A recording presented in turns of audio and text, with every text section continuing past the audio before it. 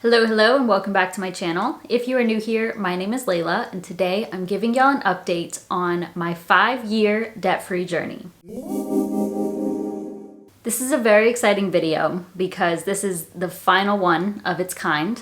I have been filming debt-free journey updates since 2020, so this is my fourth update, final video. I know that the bulk of y'all are familiar with my journey, but I am going to go over the details a little bit from the beginning. So I officially started my debt-free journey in June of 2018, which is exactly why I publish these videos every June. June 2018 is when I reached my highest point of total debt. I had $82,200 and some change. It was made up of all different types of debt, primarily student loan debt, but also my car, a lot in credit card debt, as well as money that I owed my sister. I didn't start this YouTube channel until the end of 2019, which is why I don't have a video for 2019. But every other year I do have a video, and I honestly suggest you go back and watch that if you haven't seen my journey, because it's crazy. It is insane to see the difference from even just last year.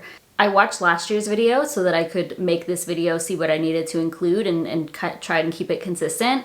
And the difference from then to now is, it's not like night and day, you know, I won't be too dramatic, but I just remember what I felt like then and how I feel now, and it's so much different. And I know that it's even more different from 2021, from 2020. And it truly just goes to show the power of dedication, time, and patience. Those are three really big things that are needed to go through a debt-free journey, that's for sure. Those of you that have been following my journey know that I still have $36,000 of student loan debt. And that's because of the pandemic. They've been in forbearance and at 0% interest since March of 2020. So I am not going to pay something that I do not need to, and it is not affecting me negatively whatsoever. So I'm not losing any money on it. I am not being punished by not paying it. I am just waiting for this to end, and then I will make a lump sum payment. So throughout all this time, I have been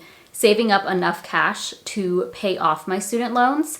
And at this point, I have achieved that. So there's always sticklers in the comments who are like, you're not debt free, like just pay it off. But I'm considering myself debt free. I understand that it's not paid off at this point, but that's what the money is sitting there waiting for when the time comes. So in August, when I'm pretty sure it's going to be in August, when I do actually make that lump sum payment, I will go live on this channel and show y'all that that's what that money was for. I'm going to go over all of my numbers in just a moment, but I always get questions about why I'm not paying down my student loans. I am making money by not paying off my debt, and that's a very unique situation. I am 100% going to take advantage of that because I have lost a lot of money on debt throughout the last few years outside of my student loans and from my student loans. So if I have the chance to make money off of that debt and leverage it, then I'm going to do so. The way that I'm making money off of my debt is by storing it in my high yield savings account with Marcus by Goldman Sachs. At this point, I'm at like 5% of an interest rate because I have a bunch of referrals on there. So every month I'm making over, at this point, making over $100 in passive income from letting that money just chill there. When I actually pay off my debt and make that payment, I will share with y'all how much I have gained in interest from that savings balance alone. I will also share with you how much I actually spent on debt, because yes, I've paid down $82,200, but it was definitely a little bit more than that because of interest. Something I always forget about is that I had paid off another car.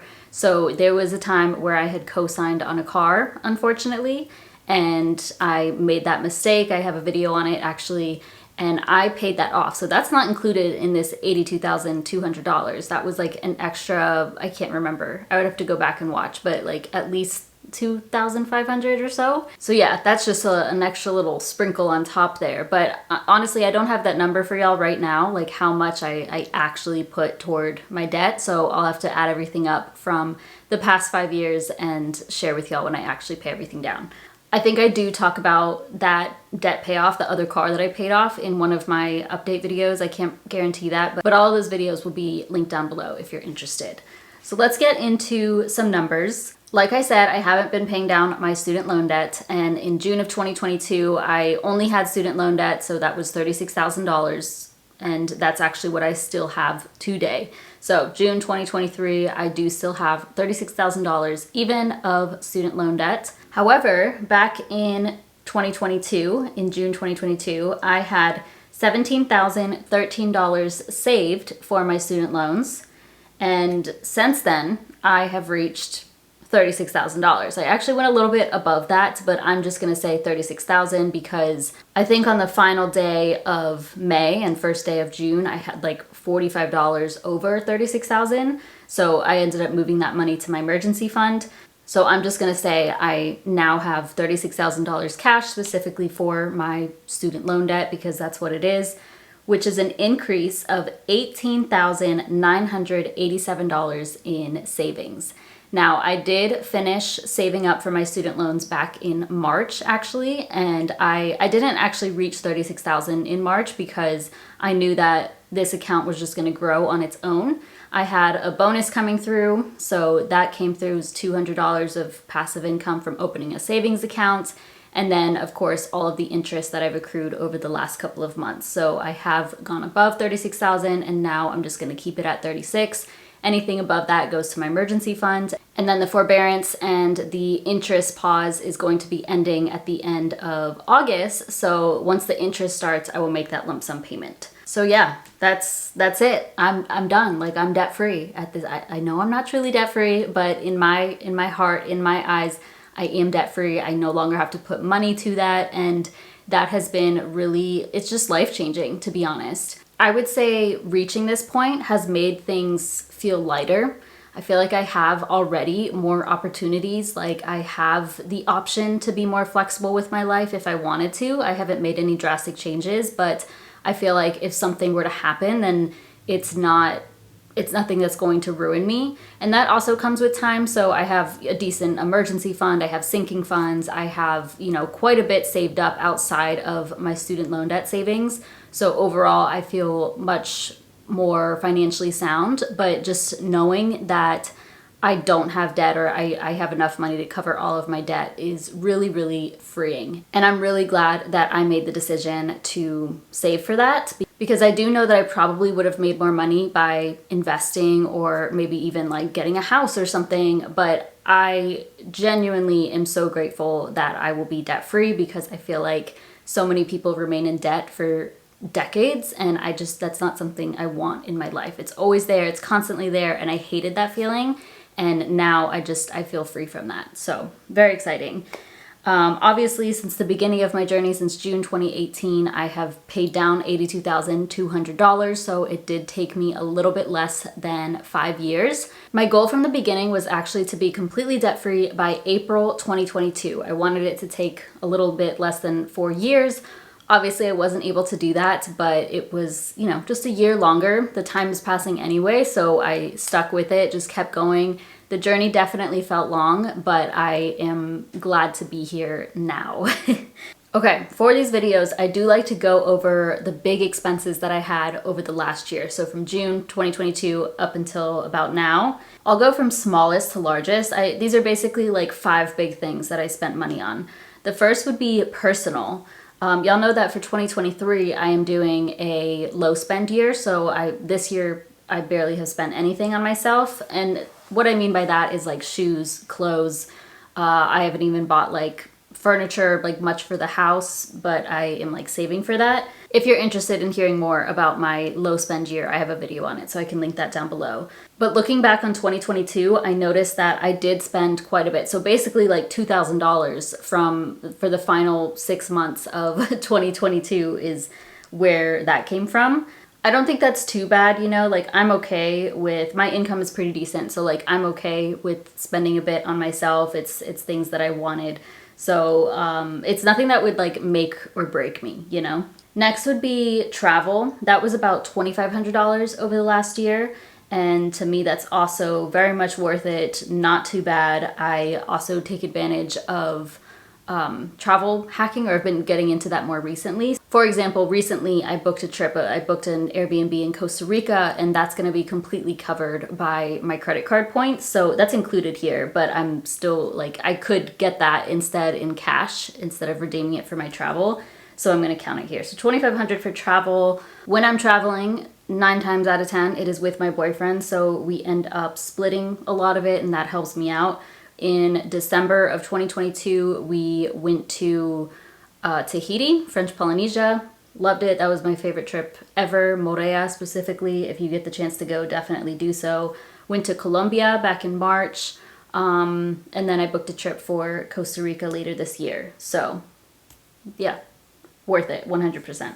Next would be health and beauty. Altogether, over the last year, it was about $5,800. Definitely lower than what I saw last year, just because I kind of calmed down with like trying different things for what I was going through health-wise. I do still spend quite a bit in this. This also includes my Miraddry treatment, and that was the most expensive thing because that was almost $2,000 right there. I did start getting like monthly massages. I don't do that now, but it's like every 2 to 3 months now. I go to the chiropractor every 6 weeks. I do go to the doctor more frequently than other people just because of my health past and all of that. I do take quite a bit of vitamins and supplements as well. So I think that's a little bit lower than what I saw last year, but still one of my higher spend areas. Next up would be business expenses as well as electronics, which in my opinion counts as business expenses because I write everything off. I spent $8,400, which is fine with me because I write off everything that I charged for my business. But this does include a new MacBook that I bought last year, and I also bought a new phone last year. That was only a few $100s, but still like bigger purchases within that category. And then more recently, I started investing into my business more. So I have a company creating shorts contents for me for YouTube. That's really it as far as getting help, but that's been much more expensive than I typically do. And the final thing that I'll share here is my Roth IRA. So I contributed $11,300 over the last year, which is so exciting. That's basically like me maxing out both of them. I did a little bit before June of 2022 for 2022, so that's why it's not the full amount for 2 years. But putting so much money to my Roth IRA is very new to me. Like I said, the first time I've maxed out my Roth IRA was in 2022. So to see this as one of my higher spend categories is such a great thing, and I wanted to shout that out here because that's never been the case before. And to me, that's not like spending, it's putting money toward my future. And I'm happy it's the highest one that I'm sharing here. Okay, let's talk about my net worth now. So back in June 2022, my net worth was $10,568. And now, June 2023, it's about $48,000. So this is a jump of $37,432. That's incredible. A big chunk of that is my Roth IRA as well as my 401k. And then just saving so much for my student loans. Now that I have more money saved, it's easier to make passive income or just make, more money off of that. Same with the investments. Even if the stock market is down, I still see some growth in there. So it all really, really adds up. I've never seen this big of a jump from one year to the next, and I'm excited to see where things go from here because I know that the more that I have invested and the more that I have saved, the more money I earn. I've talked about it before, but my goal for 2023 is to reach a net worth of $100,000. I don't know if that's going to be possible, but I think I can at least get close to it. And it's okay if I don't. It may be like in the middle of next year or something when I reach that. But it is very encouraging to see this number. I'm pretty sure in my 2022 update, I had increased like 24,000 from 2021 to 2022. So this is like over 10,000 of that. As for my savings, in June of 2022, altogether I had $27,142. This is in all of my sinking funds, including my student loan debt savings. And now for June 2023, it's at $46,238. So that's an increase of $19,096. This is primarily my student loan debt savings, but I have increased my emergency fund a little bit since then, as well as my car/car maintenance fund.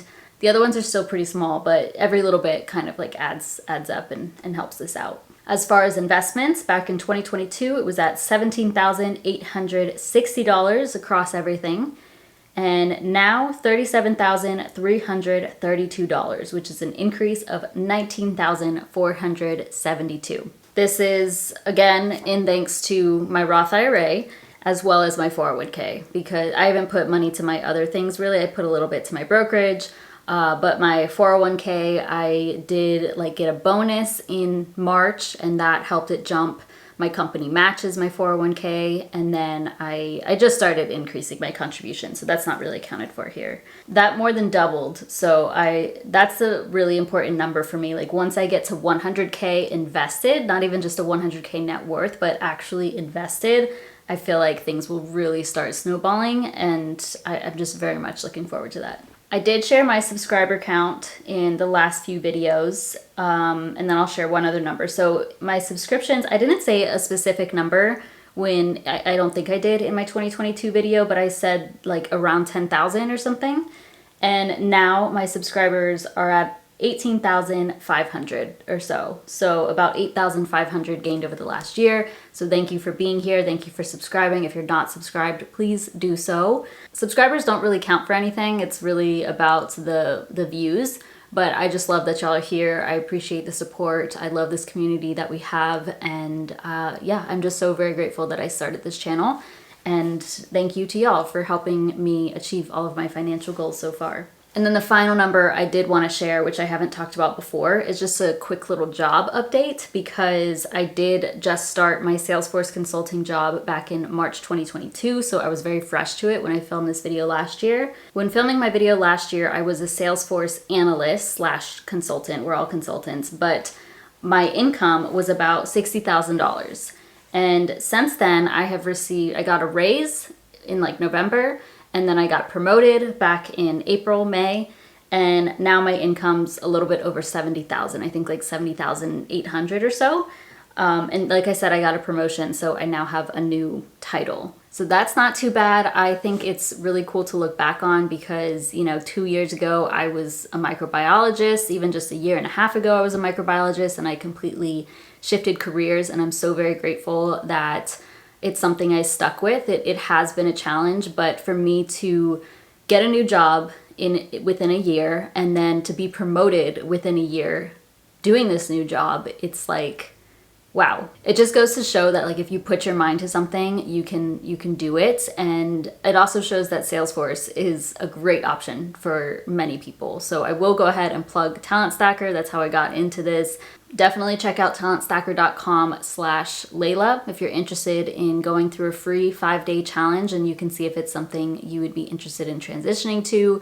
But that has also really, really helped my journey over the last year and a half. So yeah, that is everything that I have to share for this debt-free journey update. I would say it's been a success. I no longer have to make these videos. I will share the final update where I actually pay off my debt. That'll probably be me going live, like I said, but this should be it for these debt-free journey updates. Going forward, it will be, I don't know when I'll do it. Maybe, I think I'll just stick to like annual updates at the end of the year, like start of a new year. But going forward, it's gonna be focusing on my net worth and just how my life is shaping up, how things are changing. Thank you so much for being here. Thank you for watching. If you have any questions, feel free to comment those down below. Otherwise, please give this video a thumbs up, subscribe if you haven't already, and I'll see you in my next one.